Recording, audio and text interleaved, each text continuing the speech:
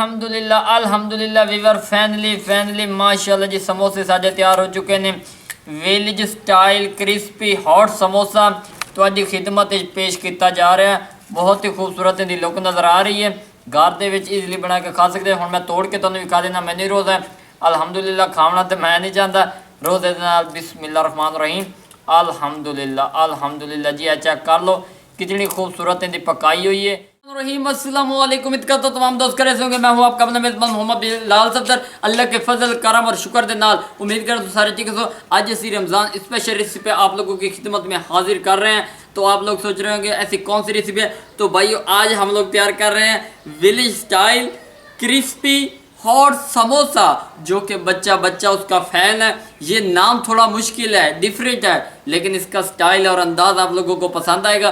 तो बिना time waste किए हम लोग चलते हैं वीडियो की तरफ। ए टू जेड आप लोगों को गाइड करेंगे क्या क्या चीज़ें इस्तेमाल होती हैं। ए टू जेड गाइड वीवर इहदे विच उबले हुए आलू हैं 1 kg आलू है। उस तो बाद 3 to 4 चम्मच नमक दें। उस तो बाद दड़ा मिर्च चिली मिर्च जिन्होंने कहते हैं। उस बाद खुश्क धनिया का पाउडर है। उस तो बाद जीरा है पे। उस तो बाद कलवंजी और गरम मसाला और रोटियां जड़ियां ना ए चेक कर लो।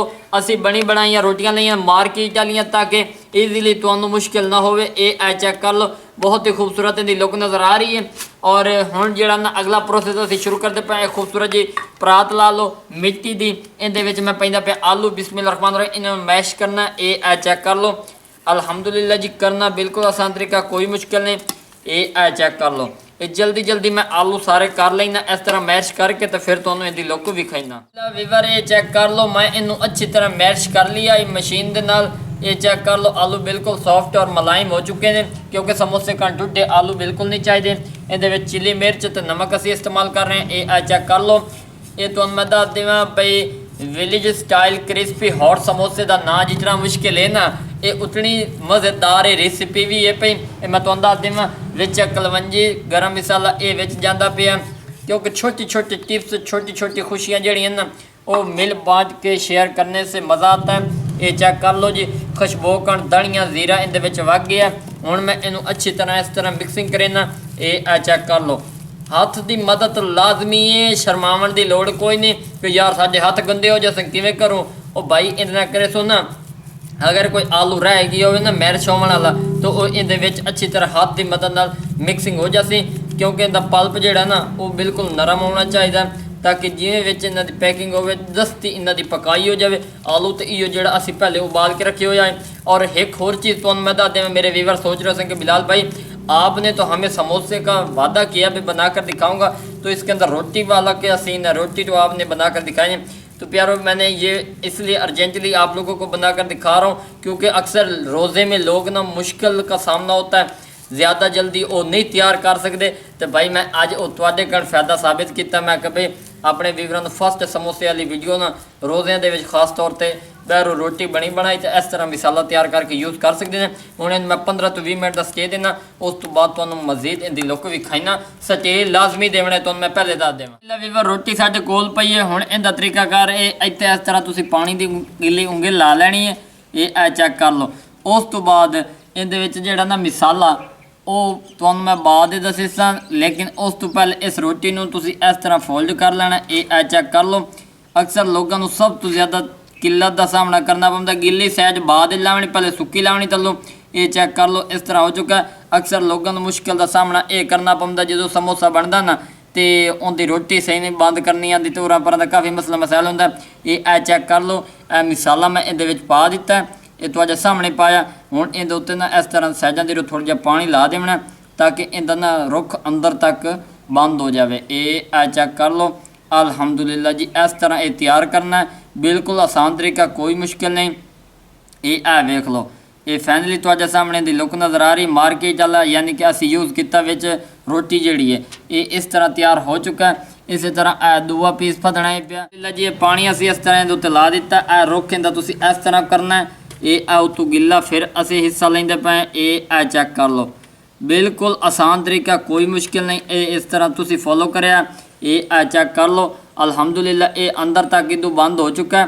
हुण इहदे विच मसाला सटना है। ये चेक कर लो इस तरह असीं ना जल्दी कर लैंदे ताकि तुहाडा टाइम भी बच जाए तो साडा भी बच जाए, क्योंकि समोसिਆਂ की तुहानूं पता बरपाई फिर अग्गां तलाई वाला काम जिहड़ा वो थोड़ा मुश्किल है। लेकिन असी कोशिश कर रहे हैं जल्दी जल्दी ये कर लें। ये चेक कर लो, उस तो बाद तुहानू लुक विखाने जल्दी जल्दी ये बना के। वीवर चेक कर लो माशाल्लाह जी, समोसे फैनली साढ़े जेडे ना वो बंद हो चुके हैं, मुकम्मल तैयार हो चुके हैं। हुण असीं तलाई वाले पासे जाने हैं, तुहानू विखाने हैं। लेकिन ये घरेलू फैमिली कण बेहद बेस्ट हैं। कमर्शनल हजन असीं नहीं बनाए, लेकिन घरेलू प्रोजेक्ट कण बेस्ट हैं। 20 तो 25 या 30 पीस ईजीली तुसीं 25 तो 30 मिनट तैयार कर सकते हो। हुण असीं किचन में चलने हैं तो तुहानू अगली कंडीशन वीला वीवर चेक कर लो, घी साडा फुल गर्म है। हुण असीं इहदे समोसे पैंदे पे बिस्मिल्लाहिर्रहमानिर्रहीम। ये चेक कर लो, तुहाडे सामने दी लुक नज़र आती पई है, घी फुल गर्म आई पिया। ये चेक कर लो, इस तरह तुसीं तैयार करने ने, बनाना बिल्कुल आसान तरीका, कोई मुश्किल नहीं। ये चेक कर लो, नाल लगते इन्हां दा रुख चेंज किया जाना। ये देखो माशाल्लाह जी माशाल्लाह, कितना खूबसूरत और प्यारा और गोल्डन कलर इहदे विच आ चुका है। इस तरह तुसीं भी बनाओ, बनाना बिल्कुल आसान तरीका, कोई मुश्किल नहीं है पिया। हर स्टैप तुसीं फॉलो करना है पिया। और ये जिहड़ा तुहानू मैं दस्सिया ना village style crispy hot samosa, hot का मतलब है एक गर्म, तो क्रिस्पी का मतलब है उसी पे इहदे विच क्रंचपन पैदा हो जाती। तो अच्छे स्टाइल तैयार हो रहे हैं। घरेलू फैमिली जिथे छोटे तो लैके वड्डे तक 4-4 5-5 ईजीली खा सकते। तो भाई मेरे खर्चा भी एडा कोई नहीं, मुनाफा ही मुनाफा है पिया। इन मैं गोल्ड कर लेना, उस तो बाद तो मैं भी खाई वीवर चेक कर लो जी माशाल्लाह, हर पासे गोल्डन कलर आ गया, अच्छी तरह इन्हों की पकाई हो चुकी है। हुण असी ये पूर जिहड़ा ना तुहाडे सामने कजेंदे पे हैं। भाई ये मार्केट वाली जिहड़ी पट्टी तुसीं इस्तेमाल की, उनके समोसे कितने क्रिस्पी और मज़ेदार बनते हैं। इस पर असी ये तैयार किए हैं। हुण ये मैं तुहाडे सामने कजेंदा पे बिस्मिल्लाहिर्रहमानिर्रहीम। ये वेख लो, पहला पूरा ही तुहानू मैं विखाया।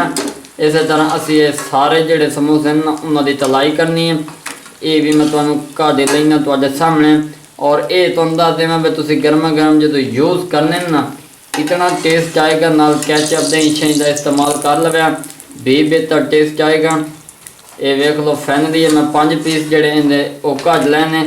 तो हुण अगले जिहड़े 5 हैं वो मैं इहदे विच पैंदा पिया तुहाडे सामने, फिर एंड ते भी खावांगे ताकि अल्हम्दुलिल्लाह वीवर फैनली माशाल्लाह जी, समोसे साडे तैयार हो चुके हैं। Village style crispy hot samosa तुहाडी खिदमत पेश किया जा रहा है। बहुत ही खूबसूरत इहदी लुक नज़र आ रही है। घर दे विच ईजीली बना के खा सकते। हुण मैं तोड़ के तुहानू विखा देना, मैंने रोज़ है अल्हम्दुलिल्लाह खावना तो मैं नहीं चाहता। रोज़े दे नाल बिस्मिल्लाहिर्रहमानिर्रहीम अल्हम्दुलिल्लाह जी। चेक कर लो कितनी खूबसूरत इहदी पकाई हुई है। आ जाए तो बिलाल विलेज फूड को सब्सक्राइब जरूर कर देना। अपना ढेर सारा ख्याल रखना। एक नई वीडियो में मुलाकात होगी। अल्लाह हाफिज़।